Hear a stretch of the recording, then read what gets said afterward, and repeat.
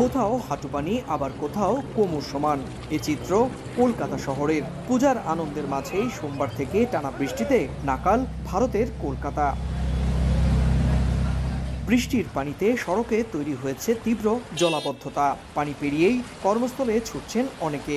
এবারের এই বৃষ্টিকে নজিরবিহীন মনে করা হচ্ছে। সংশ্লিষ্টরা বলছেন 5 ঘন্টায় কলকাতায় প্রায় 300 মিলিমিটার বৃষ্টিপাত রেকর্ড করা হয়েছে। এত বৃষ্টি হয়েছে যে খুব জল হয়ে গেছে।